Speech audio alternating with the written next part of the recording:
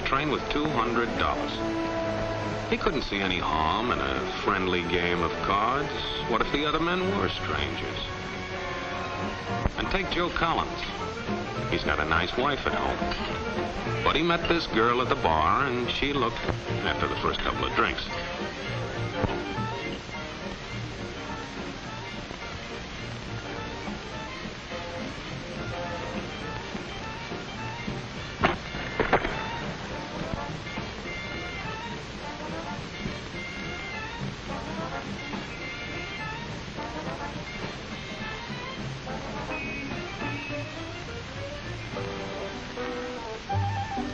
There's a good old-fashioned word for people like us. We call them suckers. And there are other people. People who stay up nights figuring out how to take away what they've got. There are all kinds of games. Mike here, for instance. He's got everything in him. He's young, he's healthy, got a job. And he's got plenty of food. Big factories to make things a man can use. Big cities to do the business of a big company. And people. Lots of people. Enough to work the farm and build the factories, dig the mines, run the business. All kinds of people. People from different countries with different religions, different colored skins. Free people. They can live together and work together and build America together because they're free. Free to vote, to say what they please, go to their own churches, to pick their own jobs. Yeah, Mike's got something, all right. He's got America. But there are guys who stay up nights figuring out how to take that away from him. I happen to know the facts. Now, friends, I'm just an average American. But I'm an American. And some of the things I see in this country of ours make my blood boil. I see people with foreign money. I see Negroes holding jobs that belong to me and you. Now, I ask you, if we allow this thing to go on, what's going to become of us real Americans? I've heard this kind of talk before, but I never expected to hear it in America. This fellow seems to know what he's talking about. What are we real Americans going to do about it? You'll find it right here in this little pamphlet. The truth about Negroes and foreigners. The truth about the Catholic Church. Do you believe in that kind of talk? I don't know, makes pretty good sense to me. And I tell you, friends, we'll never be able to call this country our own until it's a country without. Without what? Yeah, without what? Without Negroes. Without alien foreigners. Without Catholics. Without Freemasons. You know these people. What's wrong with the Masons? I'm a Mason. Hey, that fellow's talking about me. And that makes a difference, doesn't it? These are your enemies. These are the people who are trying to take over our country. Now you know them. You know what they stand for. And it's up to you and me to fight them. Fight them and destroy them before they destroy us. Thank you.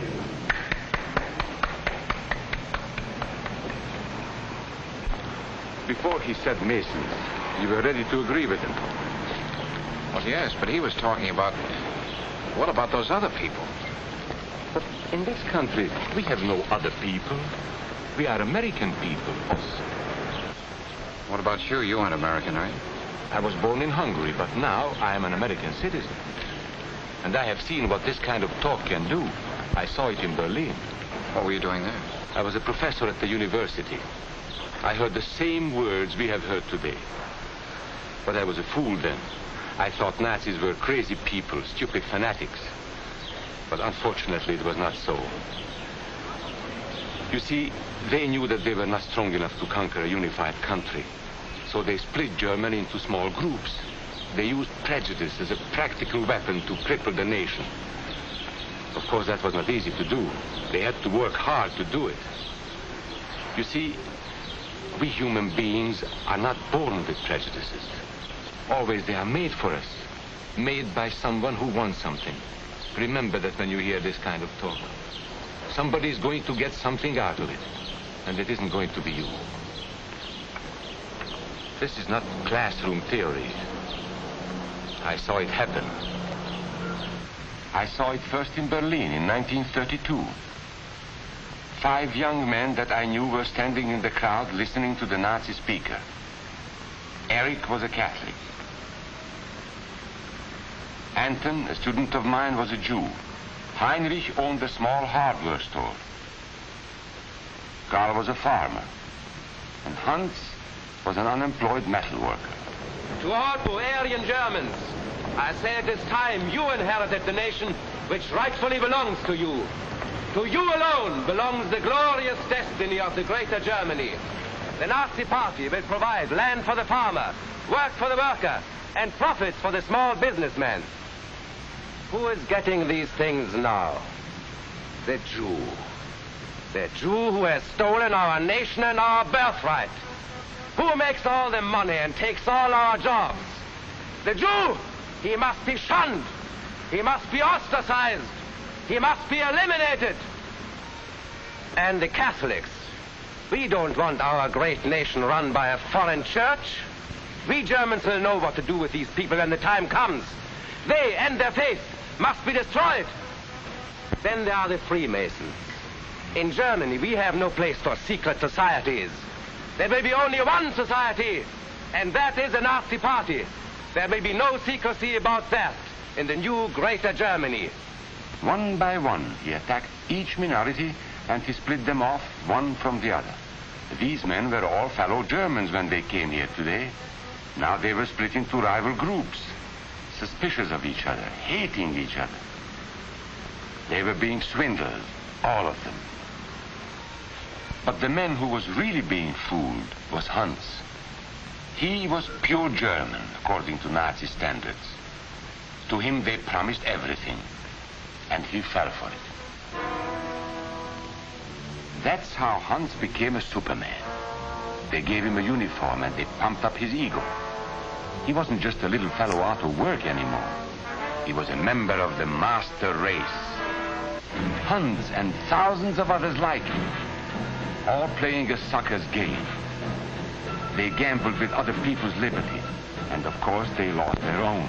A nation of suckers. Hitler needed these people.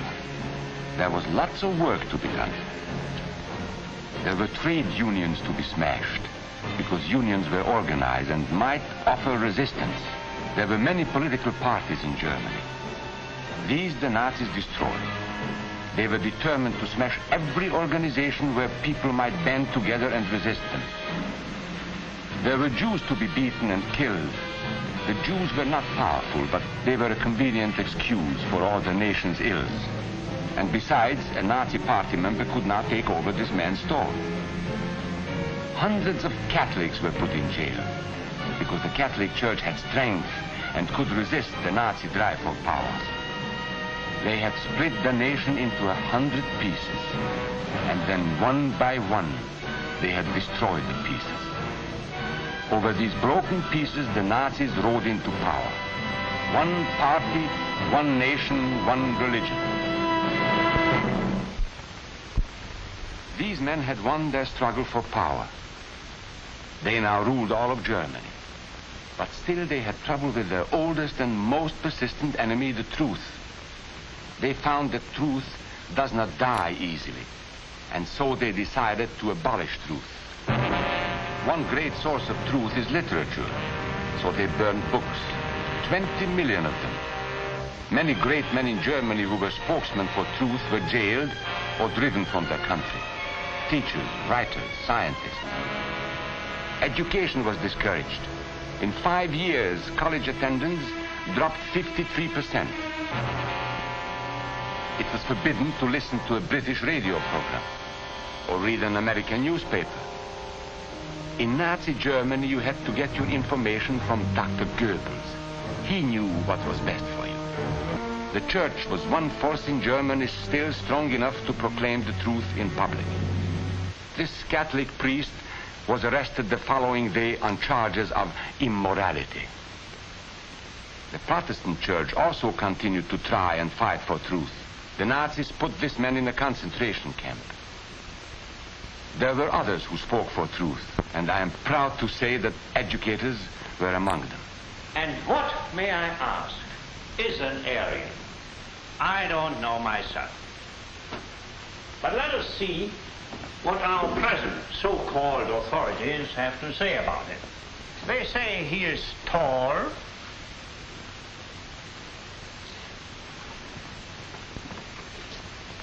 slender,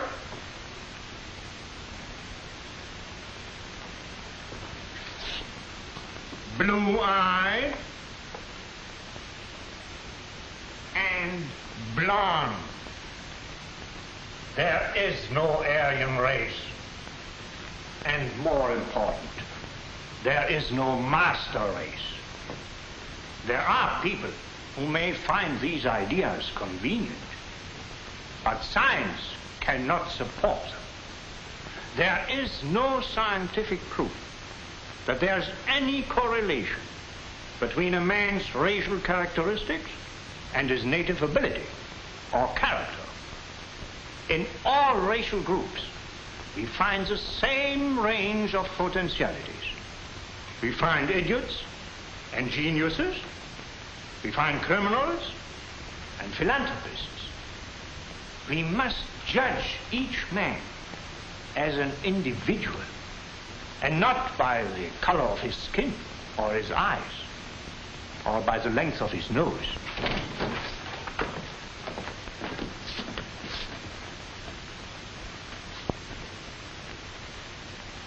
Come in, gentlemen. It's comfortable. And remember that there is no master race. That is a scientific truth. Anyone who tells you otherwise is lying.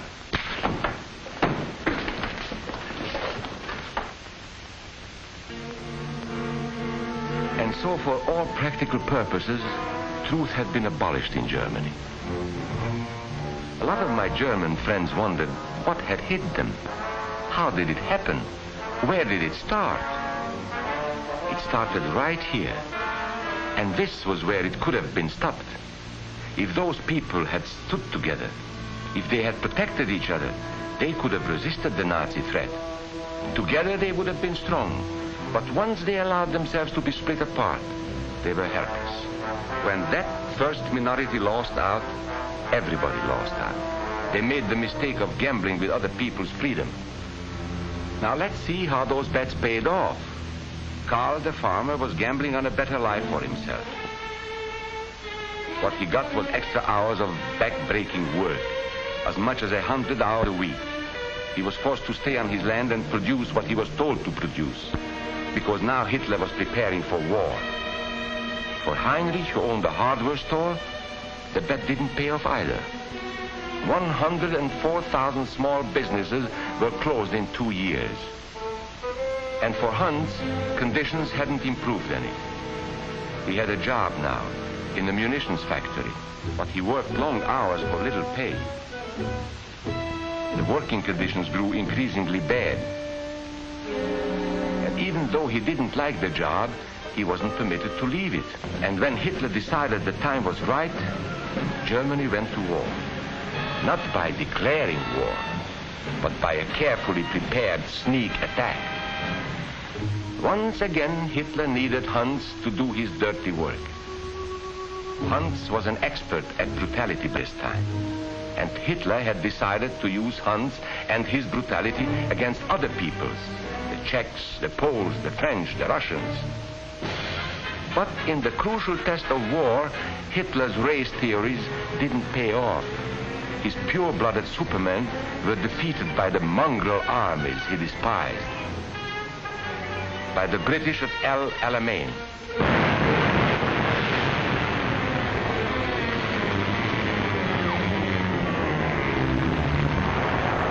By the Russians at Stalingrad.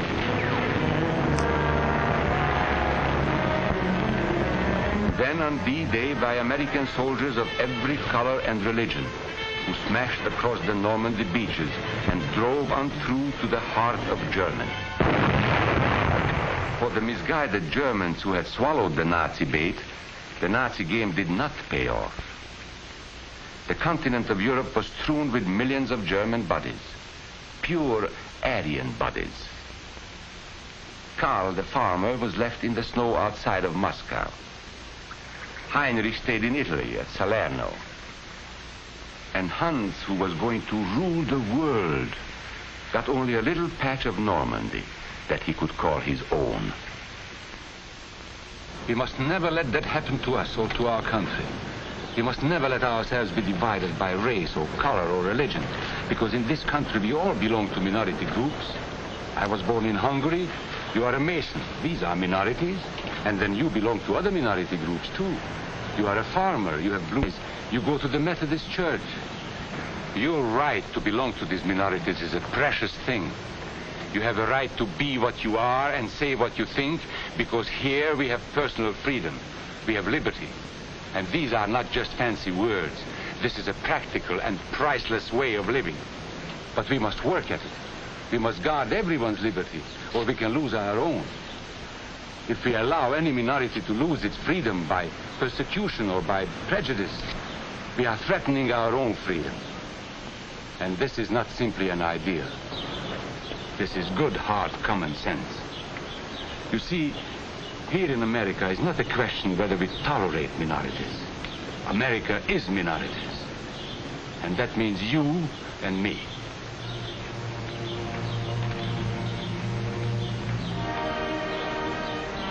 So let's not be suckers. We must not allow the freedom or dignity of any man to be threatened by any act or word.